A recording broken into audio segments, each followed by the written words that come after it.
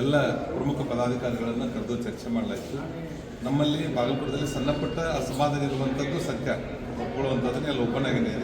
ಅದನ್ನೆಲ್ಲ ಮೊನ್ನೆ ಎಲ್ಲ ಕರೆದು 80% ಸಮಸ್ಯೆಗಳನ್ನ ಪರಿಹಾರ ಮಾಡಿದ್ರು.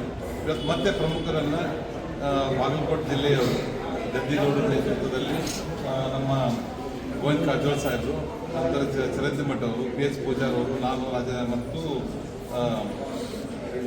ಬಂಡಿಗೆ ನಾವು ಅಷ್ಟು ಕೂಡಿ ಸದಾನಂದ ಗೌಡ ಸರ್ ಎಲ್ಲರೂ ಚರ್ಚೆ ಮಾಡಿದ್ವಿ.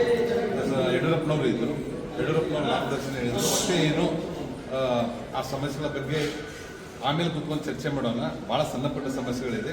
ಇವತ್ತು ಭಾರತೀಯ ಜನತಾ ಪಾರ್ಟಿ ಗೆಲ್ಲಬೇಕು, ಕಮಲ ಗೆಲ್ಲಬೇಕು. ಅದರ ಸಲುವಾಗಿ ಎಲ್ಲರೂ ಕೂಡ ಒಗ್ಗಟ್ಟಾಗಿ ಕೆಲಸ ಮಾಡಬೇಕಂತ ತೀರ್ಮಾನವನ್ನು ಕೊಟ್ಟಿದ್ದಾರೆ. ಅದರ ಸಲುವಾಗಿ ಅವ್ರು ಹೇಳಿರುವಂಥದ್ದು ನಾವೆಲ್ಲರೂ ಒಪ್ಕೊಂಡಿದ್ದೀವಿ.